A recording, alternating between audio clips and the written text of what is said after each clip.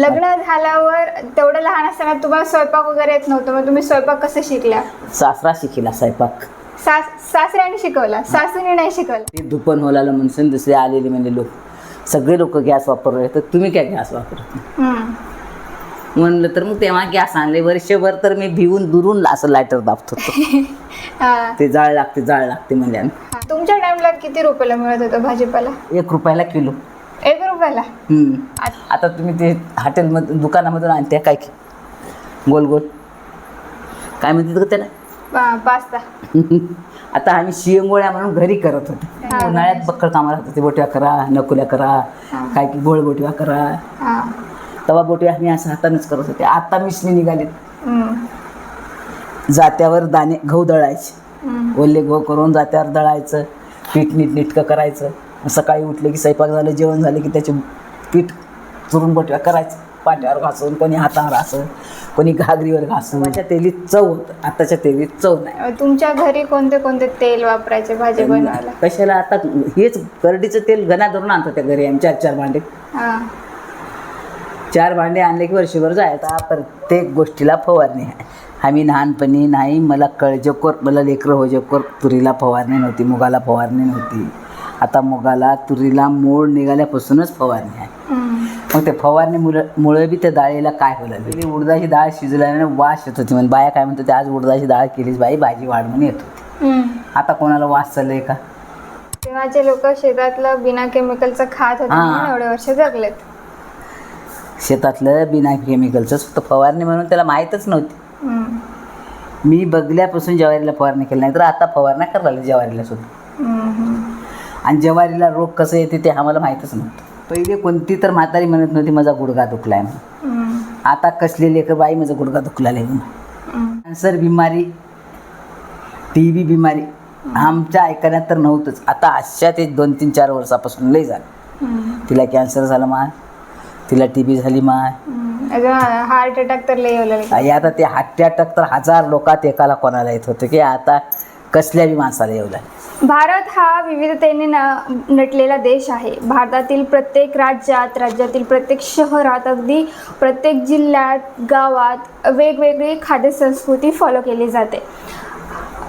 तर आजच्या व्हिडिओमध्ये आपण महाराष्ट्रातील नांदेड जिल्ह्यात, त्यातही नांदेड जिल्ह्यातील देगलूर या तालुक्यामध्ये खास करून कोणते पदार्थ बनवले जातात, पूर्वीच्या काळात शेती काम करणारी लोक कोणते पदार्थ प्रामुख्याने खायचे, आणि आत्ता आपल्या जेवणाची पद्धत कशी बदलत गेली आहे, कोणकोणते नवीन पदार्थ सध्या आलेत आणि त्याचा आपल्या शरीरावर कसा परिणाम होतो आहे, आधीची लोक जास्त हेल्दी का होती, या सगळ्या विषयावर आजच्या व्हिडिओमध्ये चर्चा करणार आहोत. आणि या विषयावर बोलण्यासाठी आज आपल्यासोबत आहेत गंगा आजी. आजी, जेव्हा तुम्ही लहान होतात तेव्हा तुमची आई, तुमचे बाबा जास्त करून तुमच्या घरी जेवायला काय बनायचं? म्हणजे तुम्ही जास्त जेवणामध्ये काय खायचं? रोजची रोटी, भाजी, वरण, भाजीपाला. भाजीमध्ये काय काय बनायचं? भाजीपाला म्हणलं तर आता तरकारी शेतात जे पिकते ते आम्ही शेतातलंच खातो, त्या बाजारातून आणतच नव्हतं. मग शेतामध्ये कोणती तरकारी लागते? वांगे, चवळी शेंगा, आवऱ्या शेंगा, मटकी शेंगा, एवढे पदार्थ राहत होते शेतात. एका दिवशी हे, एका दिवशी ते, भेंडर, हे 5-6 भाजीपाला आपल्या शेतातच राहायचं स्वतः. आणि जास्त करून रोटी बनवत होते, ज्वारीची भाकर. ज्वारीची भाकर, चपाती किंवा आणि भात करत होत्या रोज. संध्याकाळी भात सकाळी करत नव्हत्या, पण संध्याकाळी भात करत होत्या. भात करणं प्रमाण कमी. हो, सणवार आलं पुरणाचे पोळ्या करायची. आता कुठं पुरणाच्या पोळ्या करायला, काहीतरी हे तेच करायला, पण आम्ही पुरणाचेच पोळ्या.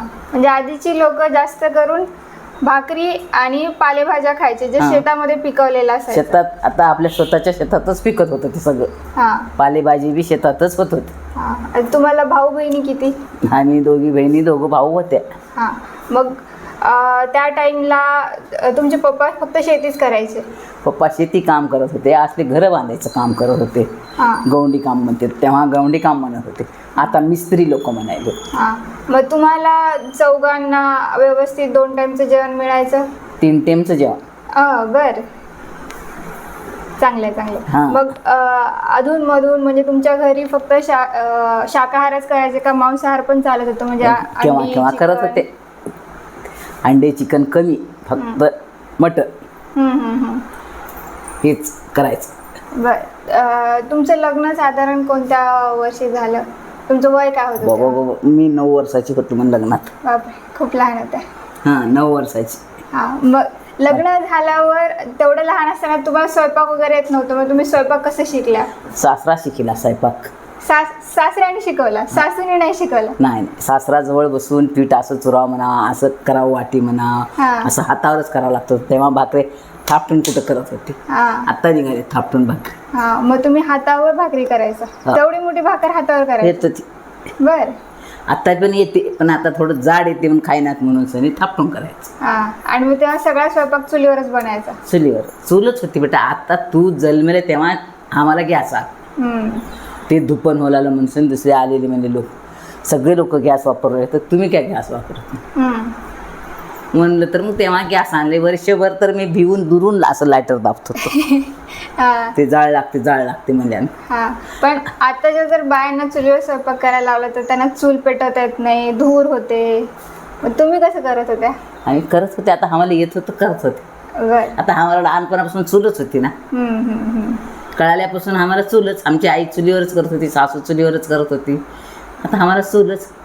सारवायला सुद्धा शेणाचं घर. शुक्रवार सोमवार आले की चौकून कुडवे घेऊन शेण घेऊन सारून काढायचं. शेणाचा सडा घालायचा अंगणात. आता पाण्याचा सडा घालायला 7 वाजूला आल्यात. आम्हाला पहाटे 5 वाजता शेणाचा सडा घालावा लागतो.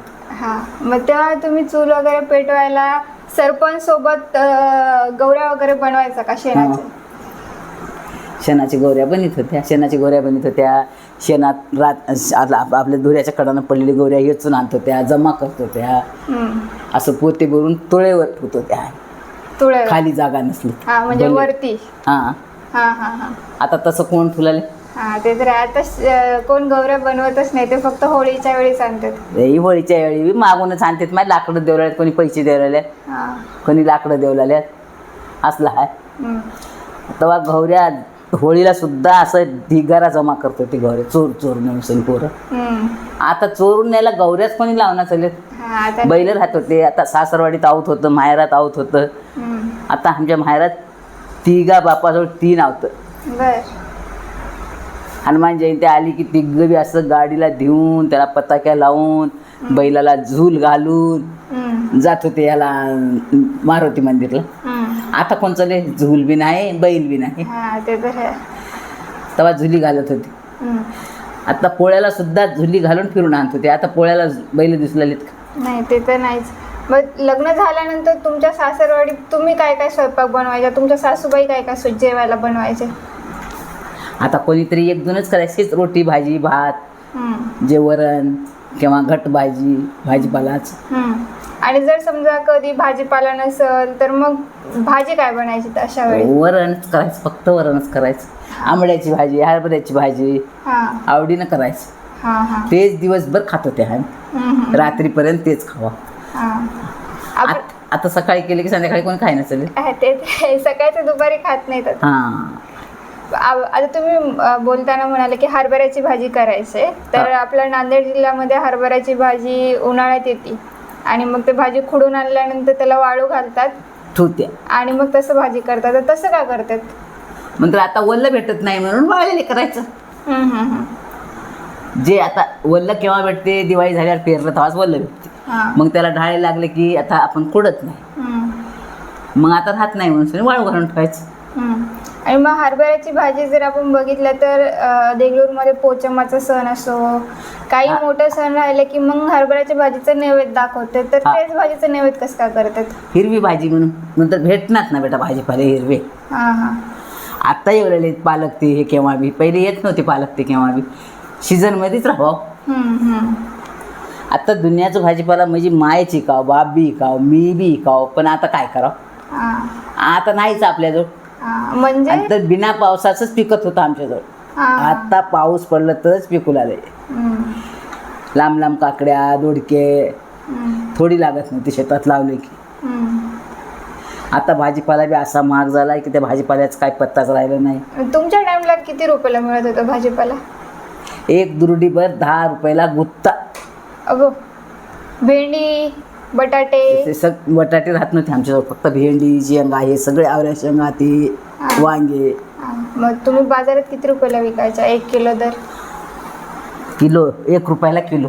1 रुपयाला? आता भेंडी 20 रुपयाला भेटते बाजारात पाव किलो. नाही 1 रुपयाला किलो, मागून 2 रुपयाला झालं. बाईला मंजुरी होती 1 रुपया. आम्ही शेताला निंदायला गेल्या लोकांच्या 1 रुपया द्यावा. तर बायका आमच्याकडे बी निंदायला नाही, आम्ही 1 रुपया द्यावा. 1 देत 2 दिले, 2 देत 4 दिले, 4 देत 5 झाले, 10 झाले. आता 100 रुपये दिला तर ते 100 बी गेला, आता 300-400 वर आलो बाया. ते तर आहे. भरपूर 400-500 रुपये कमाई करायला, पण त्याला बरकतच नाही. पुरला का नाही. आता बाजारातच गेलं तर 200-300 रुपये असं संपून जातात भाजीपाला आणायला. आता भाजीपाला असा आणा. आम्ही एका दिवशी 5-6 टोपली बैंगन आणा. हे शेंगा बिंगा एकच टोपलं बरं आणा, पण बैंगन खूप निघा. मग रोज 4 टोपली बैंगन आणलं म्हणजे तर चालते. बर. मग ते तुमच्या टाइमला झालं, पण तुमची सासू कशी होती? म्हणजे जेवणामध्ये सगळं मनाने करू द्यायची का थोडं? आई काय का करणार म्हणत होती, तिने जवळच येऊन बघत नव्हती. फक्त स्वयंपाक झाल्यावर जेवती म्हणजे येऊन बसणारी बाई होती आमची सासू. बरं. मग तुमच्याकडे म्हशी होते की म्हशी, गाई? गाय होती.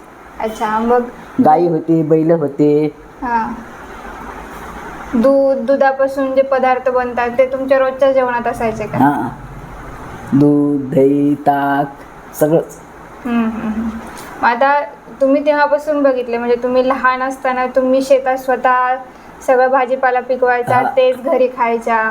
पण मग आता नंतर तुमची पण मुलं झाली, मुलांची लग्न झाली, मग आता कसं आहे सगळं घरी? कसं स्वयंपाक बनतं? आता घरी जे रोजच्या करत्या तेच करत्या, पण आता घरी भाजीपाला नाही. आता करणं होईना चालले, मी वय लावणार चालली.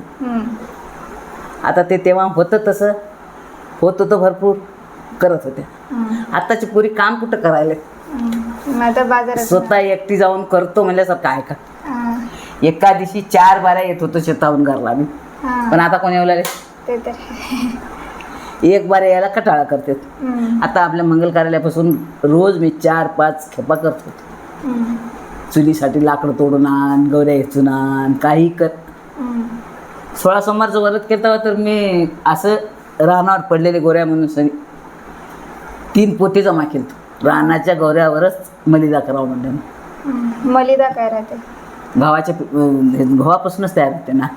चपात्या करायची जाड, त्याला चुरून गुळ घालून उंडे बनवायचे, मलिदा म्हणलं तर. आणि त्याला भाजायचं. चपात्या भाजून घ्यायच्या. मग चपात्या भाजून घेतल्यावर गरम गरम चपात्या बारीक चुरायचं. बारीक चुरून सनी गुळ घालून छोटे छोटे उंडे बनवून ठेवायचे, लाडू सारखं. बर. असं करत होते. आता कोण करणार आहे?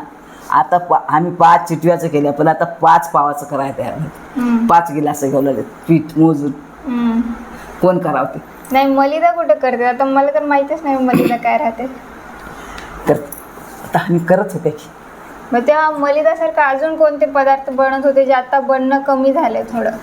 आता आम्ही येळवस आली, संक्रांत आली. संक्रांत होती सासरवाडीला, येळवस होती माहेरात. ज्वारी कुटायचं खिचडा म्हणून. मग खिचडा करायचं, आंबील करायचं, भात बी करायचं, पण कमी करायचं. खिचडा कसं बनवत होते? त्याला कुटून पाकडून स्वच्छ करून ज्वारीला शिजवायचं. भात शिजल्यावर मऊसूत दही लावून त्याच्यात दही टाकून शिजवायचं. आंबट छान होत होतं. बर. म्हणजे थंडगार राहत असेल पोटाला? थंड राहते म्हणून तर खाणं होईल. बर. आणि आंबील कसं बनवत होते? आंबील म्हणलं तर आता दही घेऊन पाणी गरम करून दह्यात पीठ काढून ठेवायचं. कशाचं पीठ? दाण्याचं पीठ, ज्वारीचं. कोमट पाण्यात ठेवायचं थोडं सकाळी. मग संध्याकाळी त्याला पाणी आदण ठेवून दुसरं त्याच्यात टाकायचं. छान उकळलं की थोडी अद्रक जिरे कुटून टाकायचं. दुसऱ्या रोजी पुंजल्यावर पियाचं. आता कोण करणार येत असलं? ते तर आहे. आता कोणी आंबीलच करणार झाले. आंबील मला येत कोणी. आता भाताचंच बनवते वाटतं ना? भात शिजवते त्याचं पाणी नाही काढतात. दाणेच ते पिठाचंच आंबील करावं लागते. ते भाताचं पाणी काढलेलं त्याला गंजी म्हणतात. केव्हा वास राहते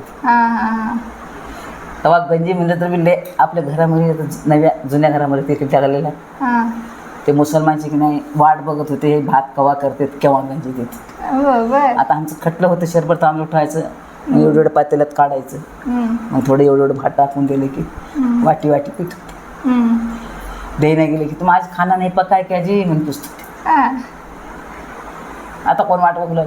हा ते तर आहे. आता गंजी बनवण्यास चालेल. हां कुकरमध्ये ठेवल्या कुठली गंजी निघू राहिली मग ते कुकरमध्ये ठेवल्यामुळेच तांदळाची काही पाणी वाया जायना ते बिमाऱ्या तयार करायला आपल्याला. मग तुमच्या टाइमला तुम्ही पातेल्यामध्ये भात शिजवता. पातेल्यात शिजवायचं आणि येळून टाकायचं. गंजी काढायचं म्हणलं तर पातेल्यात शिजवून येळून टाकायचं. कोणी आजारी पडलं तर त्या टाइमला तोंडाला चव येत नसेल तर गंजी आंबील वगैरे बनवून द्यायचे ना. त्याच्याने लवकर माणसांना थोडं गंजी पिलं की चव येते तोंडाला म्हणून थोडी तांदूळ ठेवून वेगळं गंजी काढून द्यायचं पियाला. आता आंबील डाळी ते फळं म्हणून करत होते. सपक वरण वगैरे शिजवायचं गव्हाची पिठाची चपाती करायची त्याला बारीक बारीक कापायची मग ते डाळ असं उकळ आले की त्याच्यात टाकायचं मग ते डाळीतले फळं म्हणून गोड लागते म्हणून खायचं. आता ते डाळीतले फळं बी तुम्हाला काहीच माहित नाहीत कुठं आहेत की कसले लागते डाळीतली फळं बी. आता बनवतच नाही कोण. आता तुम्ही ते हॉटेलमधून दुकानामधून आणते काय की गोल गोल काय म्हणतात का त्याला पास्ता. आता आम्ही शिंगोळ्या म्हणून घरी करत होतो. लसणाचं मिरचं कुटून पिठात टाकून गोळ चुरून पाणी आदन फोडणी देऊन ठेवून त्याच्यात ओळून गोल करून टाकून खात होत्या. ते बी चवीला छान लागत होते आम्हाला. पण आता कोणी करणार चाललंय तसलं. ते तिखट शेंगोळ्या ना. बर. त्याच्याबरोबर अजून काय बनवत होते वेगवेगळे पदार्थ. उन्हाळ्यामध्ये काय काय बनवायचे बाया. आता उन्हाळ्यामध्ये टाइम राहत होता शेताला बी उन्हाचं जात नव्हते उन्हाळ्यात वाळवणीचे पदार्थ काय काय. उन्हाळ्यात बक्कळ कामं राहत होते. बोट्या करा नकुल्या करा काय की गोळ बोट्या करा तवा बोट्या आम्ही असं हातानंच करत होते. आता मिशनी निघालीत. जात्यावर दाणे गहू दळायचे ओले गहू करून जात्यावर दळायचं पीठ नीटकं करायचं. सकाळी उठले की स्वयंपाक झालं जेवण झालं की त्याचे पीठ चुरून बोट्या करायचं पाट्यावर घासून कोणी हातावर घासून कोणी घागरीवर घासून असं करत होते. नकुल्या पीठ चुरून तोडायचं दोन्ही बोटानं दोन्ही हातानं आणि ते वाळवून वर्षभर खायचं. कवा याद आलता शिजवायचं. आता जर आपण बघितलं तर आपण गणपती असो किंवा कोणत्या देवाला प्रसाद दाखवायचं तर खीर वगैरे बनवतात. आता उंडराळ तेव्हा उंडराळ बनत होतं. नाही आता बी उंडराळ बनवणार पण आता कोणी बनवण्याच झालेत माझे सगळं रेडीमेड हॉटेलहूनच मागून आले. उंडराळ काय राहते. त्यालाच म्हणते ते गव्हाची पिठाची लांब लांब करणार का. गोड बनवतात. गोड बनवायला. आणि नकुल्याची खीर पण गोडच राहते. नकुल्या आता नकुल्याही बाया कोणी करणार झाले ते उंडराळचंच खीर करावं. लई तर उंडराळचंच खीर दाखवलं पंचमीला गणचौतीला आणि कवा तरी खावं वाटलं तर कोणी करून खाते. पण आत्ताच्या लेकरीला ते उंडराळ काहीच आवडणार नाही. वणली चपाती कशाची भाजी. आत्ता मटकी शेंगा आवऱ्या शेंगा चवळी शेंगा भरपूर राहा आमच्याकडे 4 महिने दिवाळीपासून तर पाडव्यापर्यंत तेवढा भाजीपाला निघत होता आमच्या. अजून पावसाळ्याचे काकडी दोडके एका दिवशी मी तोडायला कटाळा करून त्या येलावर पाय देऊन तुटून टाकतो. आत्ता मिळणार गेलं तर असं वाटते मी तेव्हा येलावर पाय दिलं म्हणून आता भेटण्याचं लेख की वाटते माझी मला. वांगे सुद्धा असं काटा मांडीला टोचलं की त्या फाट्यावर पाय देऊन मोडून टाकतो.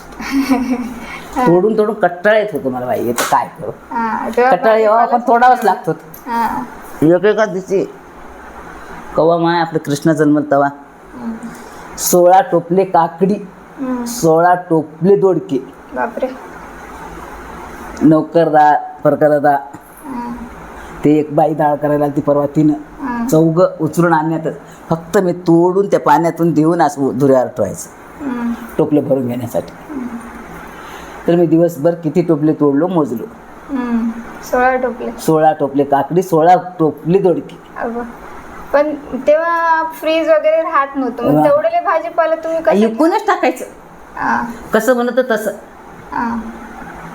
रुपयाला किलो, 8 टण्याला किलो, नाही तर एवढे हुंबळे ठेवायचे. लोक घेत होते मी.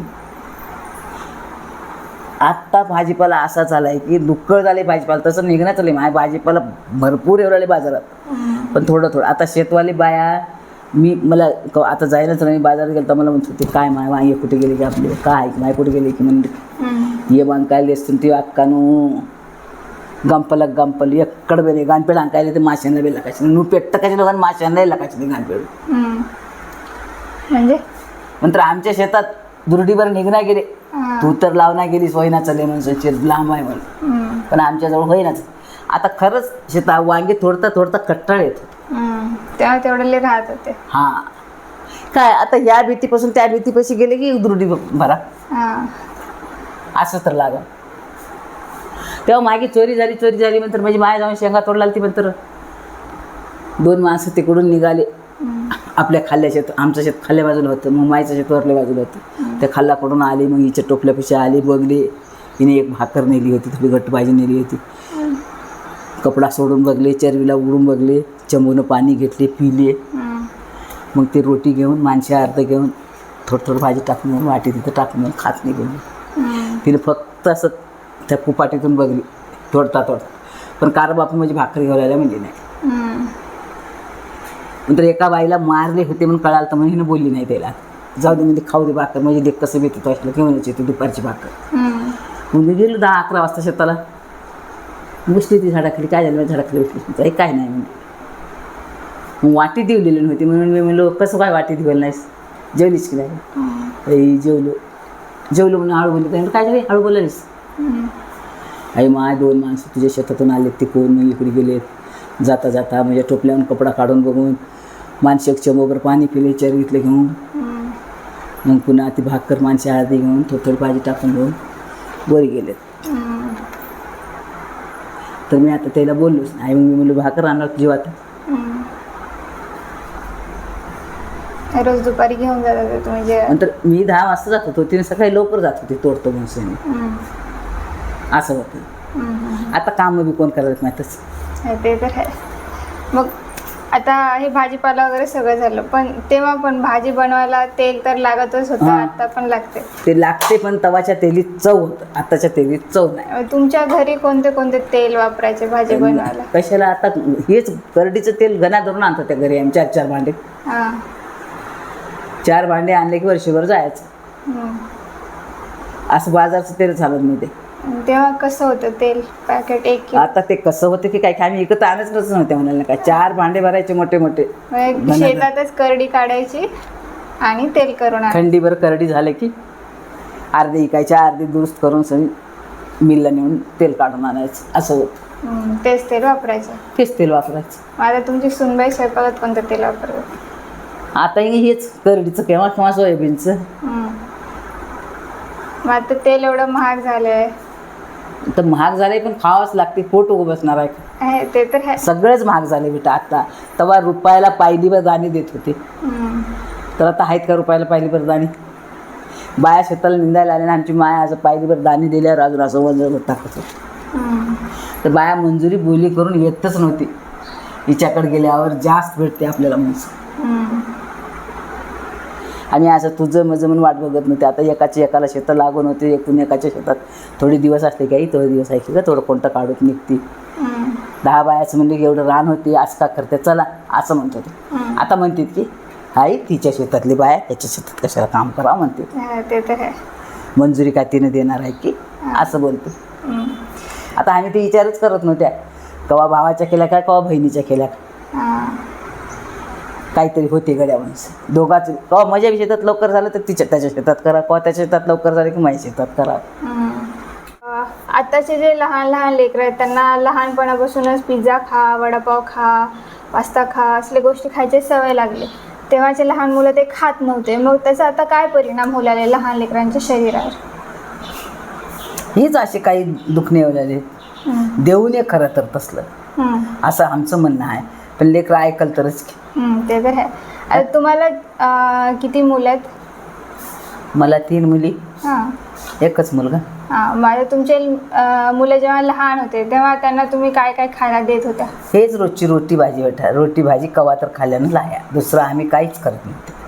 मग आता तुमच्या सुनबाई तुमच्या नातीला काय काय खाऊ घालतात?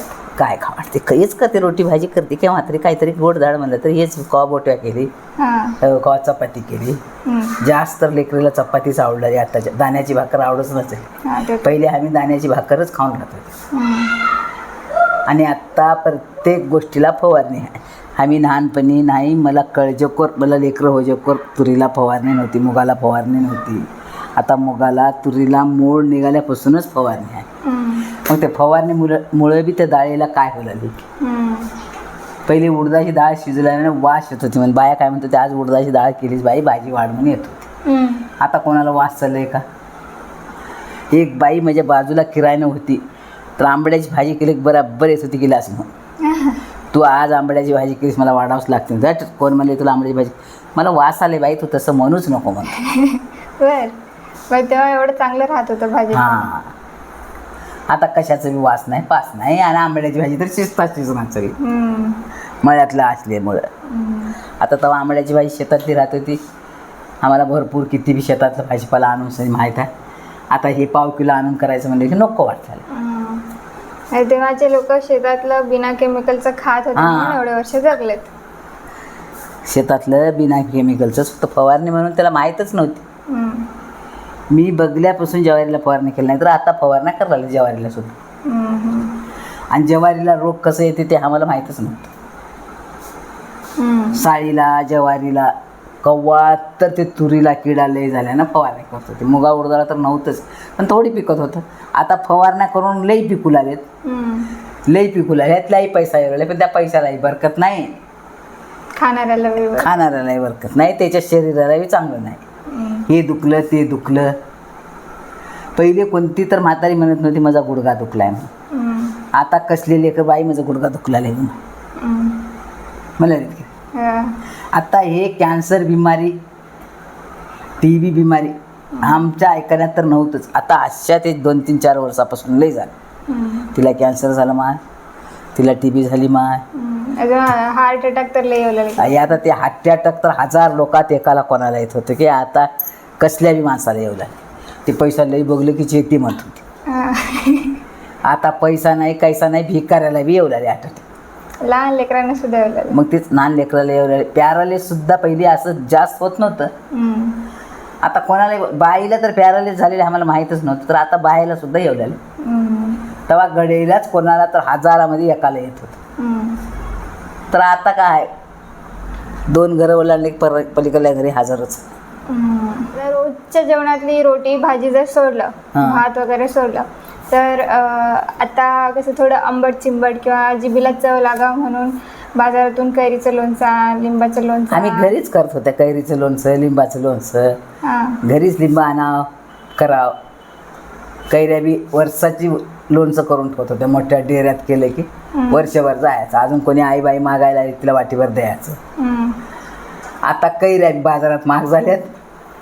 हो, आता रेडीमेडच भेटायला ना दुकानात. रेडीमेड आणलेले आताच्या पर्यंत आम्ही अजून रेडीमेड आणल्या नाही, घरीच तयार करतो वर्षाचं.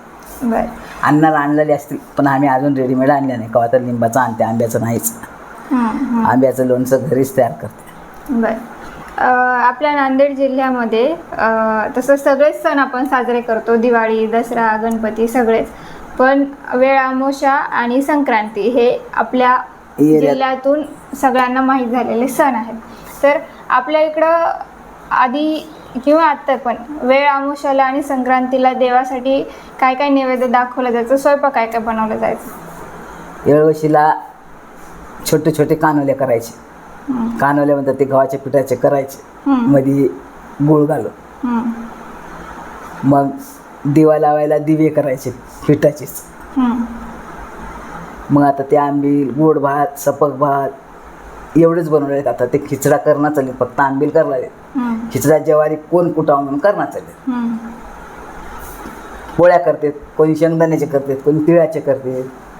आता त्याच्या हाशितीप्रमाणे कोणी दाण्याची भाकरी बी करतात. ते घट्ट भाजी बरं खायला म्हणून तुरीचे सोले, वाटाण्याचे सोले, हरभऱ्याचे सोले हे सगळे सोले सोलून हा मिक्स भाजी मिक्स करतात. भाजी करते. तर त्याच्याबरोबर खायला म्हणून कोणी ज्वारीची भाकरी बी करते. वेळ आमुष हे सण नेमकं काय आहे आणि तेव्हा जे स्वयंपाक बनवलं जायचं सगळे शेंगांच्या भाज्या मिक्स करून, त्याच्या मागचं कारण काय होतं? लक्ष्मीला पुंजायचं म्हणून शेतात जाऊन पुंजून असं छोटंसं झोपडं बांधायचं, त्याच्यात दिवा लावायचं. 2 गाडी आणायचे कुंभाराच्या घरून, एका गाडीला सगळं टाकून त्या गाडग्याला तिथं शेतात पुरायचं. जिथं पुरलं एक कोण ठेवायचं. खळं पडलेल्या दिवशी ते गाडगं काढायचं, त्या खळ्यात ठेवून पुंजायचं. नंतर बुदा धरल्या म्हणायचं. आता तिकडच्या लोकांना माहीत राहते राहणार, पण आम्ही बुदा म्हणून. मग ते खळं उठजोकर शेतातून बाहेर लगी आलं तर सुद्धा ते धुरा वलांडून पलीकडे जायचं नव्हतं. आता काय आहे, ट्रॅक्टर लावलेल्यात, भूत लावल्यावर भन इकडून आले की तिकडून तवाच तवा खळं उठून चालले. तेव्हा 4-4 दिवस खळं एकाच वाऱ्याला उधळायचं. गेलं तर वरला कड नसता खाल्ला कड, असं गंकड बेदरकडे गेलं तर उधळत नव्हती. त्या वाऱ्याचं वाट बघत बसत होते. असं खळ्यात जोऱ्यात बोलायचं नव्हतं. बाईच्या डोक्यावर पदर खाली पडायचं नव्हतं. शेतातलं खळं करताना एवढे नियम राहतात. एवढे नियम राहत होते. आता काय आलर माय. आता ते एखादी भूत पळाल्यावर कुस्ती धरल्याने तू टोपलं बरं मी टोपलं बरं, तू आमडून दे मी आमडून दे. 5 मिनिटात खंडीची रास व्हाय. तेव्हा खंडीची रास करण्यासाठी 8 दिवस वाट बघावं लागतं. एकाच वाऱ्याला टाकावं लागतं. गेलं तर वरलाकड, गेलं तर खाल्लाकड. असं गंकड बेदरकड गेले की उधळत नव्हते, बसत होते निवांत. आणि असं राकाचे मधी हे घालत होते. तर त्या एकाच कट्ट्यातलं संपजकर घ्यायचं, ते इकडलं तिकडं सावडून घ्यायचं नाही. दमान असं थोडी घ्यायचं. आता ते कशात काहीच राहिलं नाही. फक्त एकदा ट्रॅक्टर केव्हा येते, आलर केव्हा येते वाट बघायचं. घंट्यात 2 घंट्यात खंडीची रास घरला घेऊन यायचं. मग ते त्याच्या तसंच होलाले. आता पैसा बी कुठं राहू लागले, लाखो शेवलाले. लाख रुपये बघायला कोणाला भेटत नव्हते तेव्हा. आता कसल्या लेकरा पैसे 1000-2000 रुपये राहिलेले. ते तर सोनं सुद्धा तेव्हा 20 रुपयाला मासा होता. तर आता मासा 1600-1700 रुपयाला झाले. आता 1 तोळा सोनं 1.5 लाखाला गेलं. 20 रुपये भेटायला मुश्किल होतं तेव्हा. असं लेकराचं बारसं वगैरे केले तर कोणी संग आणत नव्हती. 1 रुपया 2 रुपये ठेवत होते हातात लेकराच्या. आता ते 1 रुपया 2 रुपया कुठे गेले, लेकरू घेईना चालेल कळणार ते दुकानात जायला. ते तर आधीच्या काळात तुमचे जेव्हा लग्न झाले तेव्हा तुमच्या लग्नात स्वयंपाक काय बनलं होतं? खीर करत होते गव्हाचं, गहू दळून खीर. गव्हाची खीर, वरण भात, तेवढंच.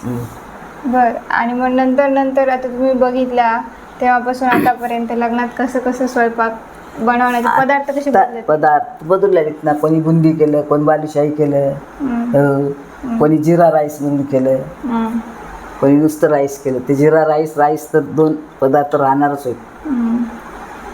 आता कोणी मिरची केलं, खारा बुंदी तर हे तर चालूच लागले. हे 20 वर्षापासून निघाले खारा बुंदी.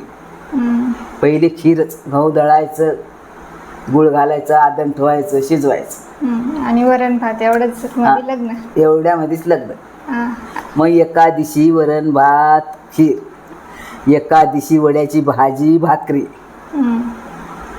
एका दिवशी नुसतं भात, एका दिवशी मांडव पडलं तर ते खिचडाच करत. खिचडा आणि वरण तेवढंच करायचं. मांडव पडलेलं म्हणजे सगळे लोक तेच खायचं, दुसरं काही करायचंच नाही. पायलीभर जाणे कुटायचं, मग त्याला मऊ शिजले की 2 पायल्या एवढं वयाचं, मग तेच खायचं. आणि मला तुमच्या लग्नात हे पदार्थ बनले. नंतर आता तुमच्या मुलींची लग्न केली, त्यांच्या लग्नात काय होतं? बुंदी निघाली की आता बुंदी. गोड बुंदी, तिखट बुंदी हे निघाल्यात. भात वरण तर राहणारच आहे, पण आता बुंदी झाल्या. आता तेव्हा बुंदी कोणतरी केल्यानं मोठ्या घरचं करते गो माय, आपल्यानं होईना बुंदी करणं म्हणतो. पाटलं करतात बुंदी, आपण करत्या काय असं म्हणत होते. पण आता मागून खाणारा सुद्धा लग्नात बुंदी करायला. ते तर सगळीकडेच. आता बुंदीचा पण ट्रेंड संपला. आता अलीकडचे लोक गुलाबजामुन कर, बालुशाही कर असेच पदार्थ बनवतात लग्न. अजून उन्हाळ्यामध्ये मठ्ठा वगैरे राहिले. आता ते तर सांगू, पनीरची भाजी राहिलेली, सगळेच भाज्या, पनीरची भाजी करायला, मिक्स भाजी, वेगळंच करायला भरल्या वांग्याची करायला एक करायला काय तेव्हा भरल्या वांग्याची भाजी कव्वा तर का आता लग्नामध्ये करून टाकून द्यावं मग ते टाकून द्यायला म्हणून आता अन्न भेटणं चालू लोकांना मोरी बरी भेटणारच नाही ते तर आहे. हो किती एक अन्न असं टाकून द्यावं घरी खात असतील लोक तसं म्हणलं की मला असं राग येते की माझ्या समोर जेवायला बसले की लई चाळा केलं की मी म्हणतो घरी हे पदार्थ भेटते की नाही की उगाच असं असं तोंड करीत एवढं एवढं खाते तेवढं देऊन टाकते हां. आता रोज तुम्ही एवढंच खाल्ल्यावर तुमच्या अंगावर मास कसं राहते ते तर आहे. मग आता ते लग्नामध्ये गेले ऐ असं करत खाते मग ते नखराच म्हणावं लागतं हां. तेव्हाचे लोक एक टाइमला बसले की 2-2 भाकरी खात होते. हां आताच्या अर्धी पण खाण्यात आले. कोरभर लेकरं सुद्धा आमची अर्धी भाकर खात होते अर्धी भाकर एवढं भात खात होते आताची लेकरं काय की लहाया माय लहाया आहेत की अजून माय काय तर आणतोच की चिप्स आले, हॉटेलमध्ये हां कुरकुरे आले, हे खा ते खा. ते काहीतरी सांगूच नको आम्ही खावा वाटणं गेलं तेव्हा आता ते शेंगोळ्या करत होतो सगळ्यासाठी एवढं मोठं बघून ठेवायचं आदन ठेवायचं कोणी मग थोडी थोडी वळून टाकायचं त्याच्यात मग ते शेंगोळ्या आफ्रिकेनं खात होते लेकरं बी खात होते आम्ही बी खात होते अजून बुडाचं ज्यानं खाईल त्याला छान लागते म्हणून करडू होतं आता शेंगोळ्या म्हणलं तर माहीत आहे आता हेला माहीत आहे का शेंगोळ्या काय आहेत नाही. आम्ही करणार चालले तर त्याला काय कळणार आहे शेंगोळ्या काय आहेत ते तर आहे. आताची खाण्यात आले. हां केल्यानं काय नाही विचारलेत त्याच्यासाठी करणं विचारलेत लोक असं झाले बेटा कोणताही पदार्थ माणसं खात गेल्यानंच करते खाण्याचं पदार्थ वेगळं झालंय ठेवण्याचं पदार्थ वेगळं झालंय माणसं जगण्याचं सुद्धा वेगळंच झालंय ते तर आहे. तर अशा प्रकारे आपण पाहिलं की गंगा आजींनी आपल्याला त्यांच्या काळात काय स्वयंपाक बनला जायचा तेव्हाची लोकांचं जेवण कसं होतं लग्नात काय स्वयंपाक बनवला जायचा सणांच्या वेळी काय काय पदार्थ बनवले जायचे आणि ते पदार्थ आता हळूहळू बनणं कसं बंद झालं आहे आणि आत्ताची मुलं आत्ताची तरुणाई जे खाते त्यामुळे त्यांचं आरोग्य कशा प्रकारे अनहेल्दी बनत झालं आहे याची खूप चांगली माहिती दिलेली आहे. व्हिडिओ आवडला असेल तर लाईक करा शेअर करा पाहत राहा आझाद मराठी.